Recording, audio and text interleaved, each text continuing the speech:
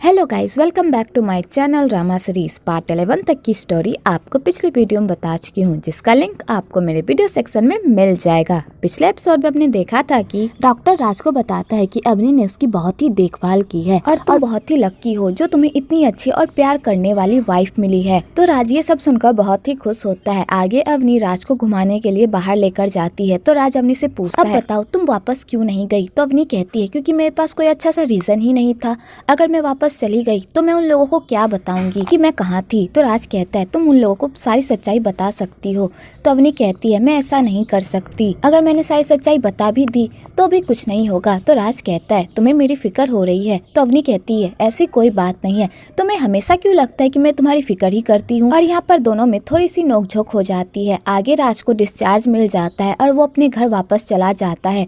तो सारे वर्कर्स उसका बहुत ही अच्छे से वेलकम करते हैं। दूसरी तरफ खुनतोन बहुत ही बड़ी प्रॉब्लम में फंस गया होता है और उसके पार्टी के लोग भी उसे चेतावनी देते हैं, अगर तुम्हारी वजह से इलेक्शन में कोई भी प्रॉब्लम खड़ी हुई तो हम तुम्हें नहीं छोड़ेंगे, इसलिए जल्दी से अपनी सारी प्रॉब्लम को सॉल्व करो अगर पार्टी में रहना चाहते हो। तो बेचारा खुनतोन ये सब सुनकर तो पूरी तरह परेशान हो जाता है। दूसरी तरफ करण को पता चलता है कि उसने एक और बेवकूफी कर दी है और उसके 80 लाख का कर्जा हो गया है। तो करण ये सब देखकर तो पूरी तरह बौखला ही जाता है और वो सोचता है कि अगर पापा को इस बारे में पता चल गया वो तो ये जानकर और उस पर गुस्सा ही करेंगे। तो करण इस प्रॉब्लम का खुद सॉल्यूशन निकालने के लिए ऑफिस के बाहर निकलता है कि तभी वहाँ पर कुछ गुंडे आकर करण को खूब मारते हैं और वो गुंडे किसी और के नहीं बल्कि जॉन के होते हैं और जॉन ने जानबूझकर करण पर हमला करवाया होता है ताकि करण इस हमले से डर जाए और वो उसके सारे पैसे उसे लौटा दे। दूसरी तरफ अवनी राज का बहुत ही अच्छे से ख्याल रखती है और उसे पैम्पर भी करती है। तो राज ये सब देखकर बहुत ही खुश होता है। आगे अंकल टेरन राज को कहता है, मैंने अंकल राज को पूरी बात बता दी है। तो राज ये बात सुनकर शॉक्ड हो जाता है।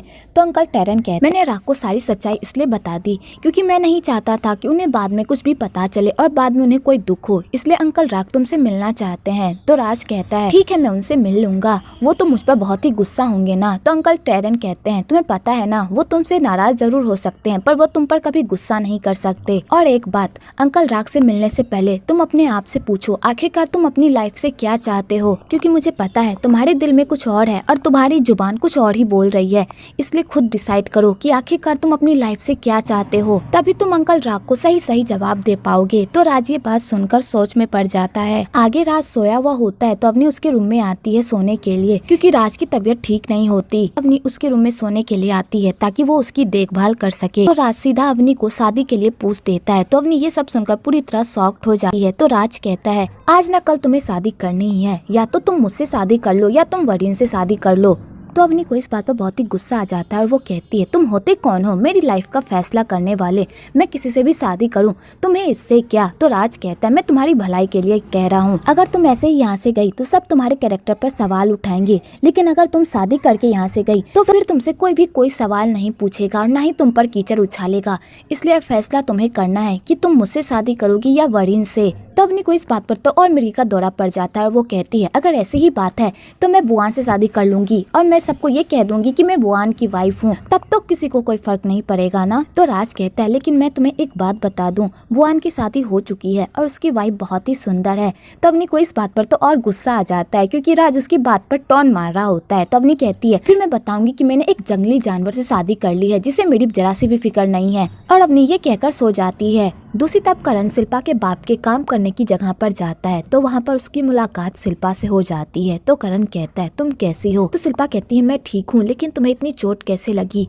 तुम्हें बहुत दर्द हो रहा होगा ना, तुम्हें डॉक्टर के पास जाना चाहिए था। तो करण कहता है, मैं चला जाऊंगा, वैसे तुम वहाँ से शिफ्ट क्यों हो गई? तो शिल्पा कहती है, पापा ने कहा कि हमें वहाँ से शिफ्ट हो जाना चाहिए, इसलिए हम लोग वहाँ से शिफ्ट हो गए और मुझे तुम्हें बताने का मौका ही नहीं मिला। तो करण कहता है, मैं जानता हूँ तुमने मुझे ये सब क्यों नहीं बताया। और करण मायूस होकर वहाँ से जाने लगता है। तो शिल्पा के बाप को भी करण की ऐसी हालत देखी नहीं जाती और वो इनडायरेक्टली करण को बता देता है कि वो लोग कहाँ पर रह रहे हैं। अगली सुबह राज और अवनी एक दूसरे से बिल्कुल भी बात नहीं करते और राज बिना खाना खाए वहाँ से चला जाता है। तो अवनी को बहुत ही बुरा लगता है। दूसरी तरफ जॉन करण से मिलने के लिए आता है और उसके जले पर नमक छिड़कता है और कहता है, देखा उन गुंडों ने तुम्हारा क्या हाल बना दिया, इसलिए मैंने तुम्हें कहा था कि उन गुंडों के पैसे दे दो। अगर तुम उन गुंडों के पैसे नहीं दोगे तो वो लोग तुम्हारा पीछा नहीं छोड़ेंगे और वो लोग तुम्हें इसी तरह मारते रहेंगे और टॉर्चर करते रहेंगे। तो करण कहता है, मैं इतने सारे पैसे कहाँ से लाऊं, मेरे पास तो भूटी कौड़ी भी नहीं है और मैं अपने पापा से भी नहीं मांग सकता क्योंकि पापा ऑलरेडी मुझ पर गुस्सा है। अगर मैं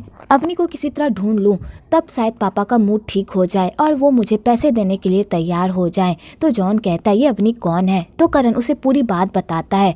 तो जॉन जैसे ही राज का नाम सुनता है तो वो पूरी तरह शॉक्ड हो जाता है और करण को कहता है तुम टेंशन मत लो, तुम्हारी दुल्हन को मैं ढूंढूंगा, लेकिन इसके बदले तुम्हें मुझे पैसे देने होंगे। तो करण कहता है अगर तुम अवनी को ढूंढ कर लेकर आ गए तो मैं तुम्हें मुंह मांगी कीमत दूंगा। तो जॉन ये बात सुनकर खुश हो जाता है और अपने मिशन पर लग जाता है। दूसरी तरफ करण अंकल राग से मिलता है तो अंकल राग पहले उसे खूब डांटते हैं कि उसने इतनी बड़ी बात उससे क्यों छुपाई। तो राज अपने किए की माफी मांगता है तो अंकल राग कहते हैं तुमने हमेशा मेरी बात मानी है, इसलिए आज मैं तुमसे कुछ मांगना चाहता हूँ, क्या तुम मुझे वो दोगे? तो राज कहता है अंकल ये भी कोई कहने की बात है, आज मैं जिस भी मुकाम पर खड़ा हूँ वो सिर्फ आप ही की वजह से है, आप मुझसे जो भी मांगेगा मैं खुशी खुशी आपको दे दूंगा। तो अंकल राग कहते हैं मुझे तुमसे सिर्फ 2 ही चीजें चाहिए, पहला तुम फर्म संभाल लो और दूसरा निक्की से शादी कर लो। तो राज जैसे ही शादी का नाम सुनता है उसके तो रोंगटे ही खड़े हो जाते हैं। तो अंकल राग कहते हैं तुमने अपनी लाइफ में जो भी चाहा मैंने तुम्हें वो सब करने दिया, लेकिन अब तुम्हें भी अपने बारे में सोचना चाहिए और अपने घर बसाने की प्लानिंग करनी चाहिए।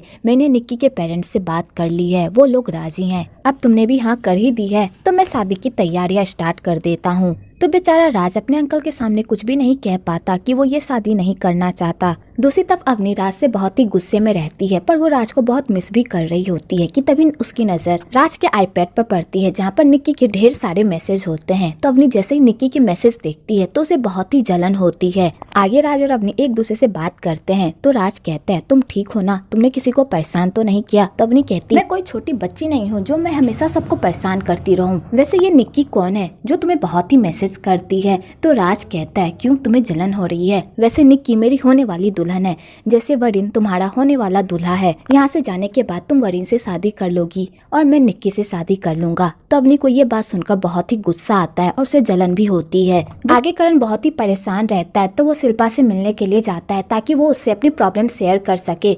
तो वहाँ पर शिल्पा की तबीयत बहुत ही खराब होती है। तो करण शिल्पा से पूछता है तुम ठीक हो ना? तो शिल्पा कहती है हाँ मैं ठीक हूँ, बस थोड़ा खाना अनपच हो गया।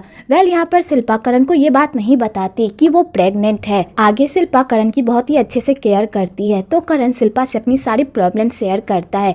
तो शिल्पा करण को कुछ पैसे देती है और वो पैसे वही होते हैं जो करण ने शिल्पा को हर रात गुजारने पर दिए थे। तो शिल्पा कहती है ये पैसे उतने तो नहीं है पर जितने भी हैं शायद तुम्हारे काम आ जाए, इसे अपने पास रख लो। तो करण वो पैसे लेने से मना कर देता है पर शिल्पा जबरदस्ती उसे दे देती है।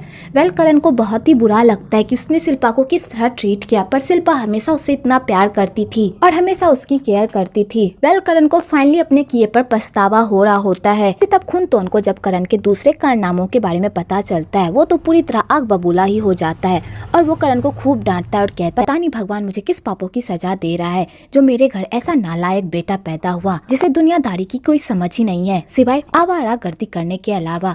तो बेचारे करण को बहुत ही बुरा लगता है तो खुनतोन करण को खूब डांटता है। तो बेचारा करण अपने पापा की डांट सुनकर वहाँ से चला जाता है और बाहर में बैठकर अपनी फूटी किस्मत पर रो रहा होता है कि सब लोग उसे बेवकूफ बनाकर ही चले जाते हैं और बेचारा कुछ नहीं कर पाता कि तभी वहाँ पर अम्बा आ जाती है और अपने बेटे की ऐसी हालत देखकर उसे बहुत ही बुरा लगता है। तो अम्बा अपने बेटे को संभालने की कोशिश करती है। दूसरी तरफ जॉन राज के अड्डे का पता लगाने की कोशिश करता है कि आखिरकार राज अवनी को कहाँ पर ले जा सकता है और वो हर जगह छानबीन करता है और उसकी मेहनत भी रंग लाती है और उसे पता चल जाता है कि राज ने अवनी को फार्म में छुपा कर रखा है। तो वो सीधा फार्म में जाता है एक प्रोड्यूसर बनकर और वहाँ के सारे गांव वालों को अपनी चिकरी चुपड़ी बातों में इस तरह फंसाता है कि सारे गांव वाले उसके आगे पीछे डोलारे डोलारे करने लगते हैं ताकि उन्हें उनकी फिल्म में कोई कास्ट मिल जाए। तो जॉन इसी मौके का फायदा उठाकर राज के घर में घुस जाता है और अवनी को हर जगह ढूंढता है तो उसे अवनी मिल जाती है। तो अवनी कहती है तुम कौन हो? तो जॉन अवनी के सामने एक डिटेक्टिव बनने का नाटक करता है और कहता है कि राज को पुलिस ने अरेस्ट कर लिया है, अब तुम्हें घबराने की कोई जरूरत नहीं है, मैं तुम्हें सही सलामत यहाँ से लेकर चला जाऊंगा।